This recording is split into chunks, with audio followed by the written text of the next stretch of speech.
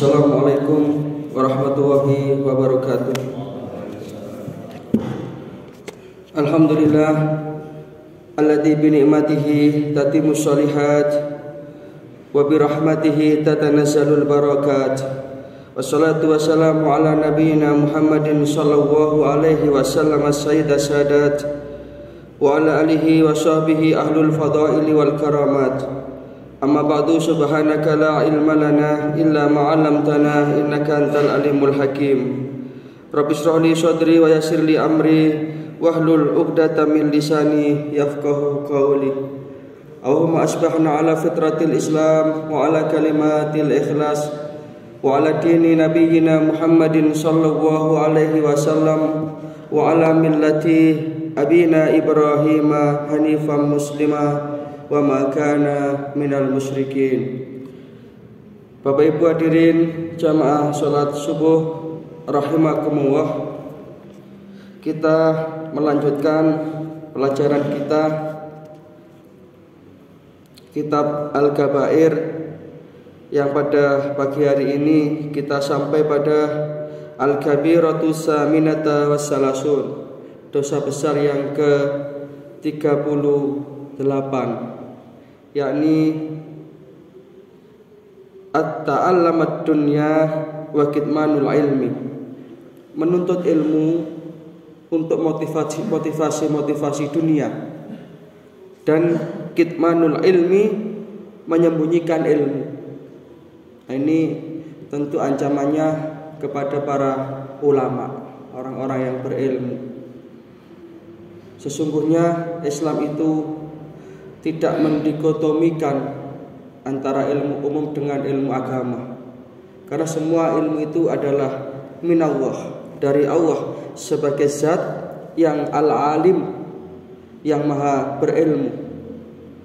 Hanya saja mungkin kajian-kajian atau tinjauan-tinjauan keilmuan itu bisa di dalam rangka kita mengkaji ayat-ayat Allah yang qauliyah, atau yang mungkin ini kita sebut dengan ilmu agama. Di sisi lain juga ada ilmu yang kita mengkaji, mempelajari dan mendalami ayat-ayat Allah yang kauniyah, yang terlihat di alam semesta ini. Jadi ada ilmu yang tersurat, ada ilmu yang tersirat. Itu yang mungkin sering kita sebut dengan ilmu umum. Apakah itu ilmu matematika, IPA, biologi dan semuanya. Dan sesungguhnya semua sumbernya itu adalah Al-Quran. Maka tidak sepantasnya dan sepatutnya kemudian kita itu mencari ilmu hanya untuk kepentingan-kepentingan dunia. Apakah itu kepentingan materi, apakah itu kepentingan gelar kehormatan dan lain sebagainya. Itulah makanya ketika orang itu sudah betul-betul benar di dalam tujuannya menuntut ilmu, itu mereka ciri-cirinya itu gampang sebenarnya. Apakah ilmu yang ia miliki itu semakin meningkatkan rasa takutnya kepada Allah Subhanahu wa taala atau tidak? Itu yang bisa mengukur ya masing-masing pribadi. Itulah makanya di dalam Al-Qur'an surat Fatir ayat 28, Allah Subhanahu wa taala berfirman, "A'udzubillahi minasyaitonirrajim, innama yakhsyallaha min ibadihil ulama." Sesungguhnya orang yang paling tinggi rasa takutnya di hadapan Allah dari hamba-hambanya itu adalah al-ulama, orang-orang yang berilmu. Namun sebaliknya, ketika keilmuan itu hanya untuk tujuan gelar, ia ingin dihormati orang, disebut orang alim, disebut ilmuwan, naudzubillah min dzalik. Justru ini yang diancam oleh Rasulullah, manisdada ilman walam yasdad huda lam yasdad minallahi illa bu'da. Siapa yang bertambah ilmunya, bertambah keilmuannya, bertambah gelar kesarjanaannya mungkin, tetapi tidak bertambah petunjuk hidayah kebenaran yang mendekatkan dia kepada Allah, maka Rasulullah mengancam lam yasdad minallahi illa bu'da. Dia tidak akan mendapatkan tambahan kebaikan apapun dari Allah itu, kecuali semakin menjauhkan dia dari Allah. Zaman Nabi Musa ada seorang ilmuwan yang namanya Bal'am bin Bauroh yang terkenal itu. Bahkan setengah riwayat mengatakan keilmuannya itu ya hampir setara dengan Nabi Musa. Tetapi karena kemudian ia jual keilmuannya itu untuk kepentingan-kepentingan dunianya, maka itu menghancurkan dia. Sehingga orang-orang yang alim ketika ia benar dalam tujuannya untuk menuntut ilmu, maka itu merupakan pewaris para nabi. Maka ulama yang betul-betul konsekuen dan konsisten dengan keilmuannya, ilmu apapun yang penting semakin itu mendekatkan kepada Allah Subhanahu wa taala, semakin menjadikan kita itu hamba-hamba yang bertakwa dan beriman kepada Allah Ta'ala dengan sebenar-benarnya karena keilmuan kita. Karena memang sesungguhnya pada setiap fenomena alam raya ini, di sana ada ayat-ayat tanda-tanda kebesaran kekuasaan Allah. Maka itulah yang disebut ulama. Dan itu tidak sembarangan. Rasulullah menyatakan mereka itulah pewaris para nabi. Al-ulama warasatul anbiya. Wa innal anbiya lam yuwarisu dinaran wala dirhaman walakin warasahul ilma. Sesungguhnya para nabi dan para rasul itu tidak memberikan warisan harta. Nabi Sulaiman yang kaya itu pun hartanya tidak diwariskan kepada umatnya, tidak. Tetapi para nabi dan para rasul itu mewariskan ilmu yang semakin mendekatkan hambanya, semakin mendekatkan umatnya kepada Allah Subhanahu wa taala.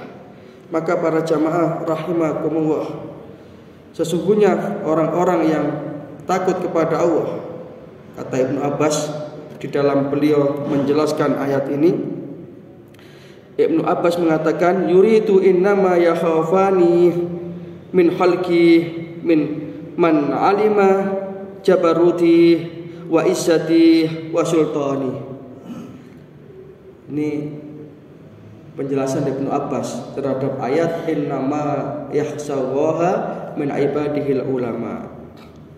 Ibnu Abbas mengatakan bahwa yang dimaksud di dalam ayat ini ya yuridu fi hadhil ayah innama yakhafani, seolah-olah Allah mengatakan sesungguhnya dari kalangan hamba-hambaku yang paling takut kepadaku, bahkan dari kalangan makhlukku semuanya ini yang paling takut kepadaku ialah mereka-mereka yang mengerti akan keperkasaanku, kebesaran kekuasaanku, dan itu dengan ilmu.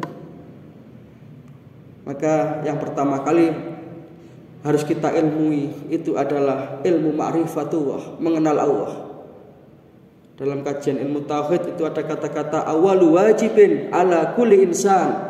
Kewajiban pertama yang mestinya dilakukan setiap hamba Allah adalah ma'rifatullahi bil istighya, mengenal Allah dengan sebenar-benarnya.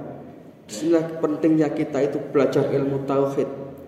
Apakah tauhid uluhiyah, tauhid rububiyah, tauhid asma wa sifat.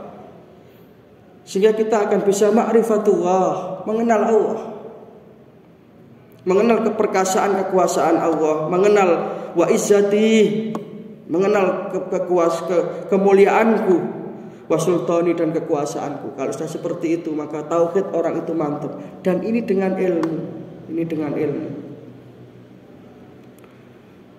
Itu menurut Ibnu Abbas. Kemudian Mujahid mengatakan juga terkait dengan ini, tinggi rasa takutnya kepada Allah Subhanahu wa taala. Kesimpulannya para jamaah sekalian, orang yang berilmu, yang benar keilmuannya itu sesungguhnya akan tercermin dari sifat dan kelakuannya yang semakin ia itu tawadhu, semakin ia itu tinggi rasa takutnya kepada Allah dan menghilangkan kesombongan yang ada dalam dirinya. Ketika ilmu itu melahirkan kesombongan-kesombongan, itu menunjukkan bahwa ilmu tadi semakin bu'dan, menjauhkan dia dari rahmat Allah Subhanahu wa taala. Na'udzubillah min dzalik. Kemudian yang terakhir saya sampaikan hadis Nabi, ketika orang alim itu menyembunyikan ilmu, maka ancaman Rasulullah tidak main-main. Rasulullah bersabda, man sa'ala anil ilmin, barang siapa yang ditanya terkait dengan ilmu, kemudian fakata mahul jima, dia menyembunyikan itu bili jamin minar, maka hati-hati dia akan disediakan satu tempat di dalam neraka. Jadi kitmanul ilmi ini termasuk al-kabair, dosa besar. Dan juga memotivasikan ilmu untuk kepentingan-kepentingan dunia, ini juga termasuk dosa besar. Mudah-mudahan kita dilindungi oleh Allah Subhanahu wa taala dari hal-hal yang merusak ilmu, dari hal-hal yang merusak kemuliaan orang-orang yang menuntut ilmu, sehingga jalan hidup kita ini akan benar dan senantiasa mendapatkan rahmat dan ridho dari Allah Subhanahu wa taala. Demikian para jamaah rahimakumullah, sudah 10 menit lebih. Mudah-mudahan yang kita pelajari ini menjadi satu ilmu yang bermanfaat. Mudah-mudahan kita senantiasa mendapatkan taufik dan hidayah, amal ilmu rezeki yang barokah. Dan akhirnya kita memungkasi perjalanan kita di dunia ini dengan tetap membawa iman Islam, husnul khatimah. Nasrun minallah wa fathun qarib wa basyiril mu'minin. Subhanaka Allahumma wa bihamdika asyhadu an la ilaha illa anta astaghfiruka wa atubu ilaik. Wassalamualaikum warahmatullahi wabarakatuh. Inna Allah wa malaikatahu yusalluna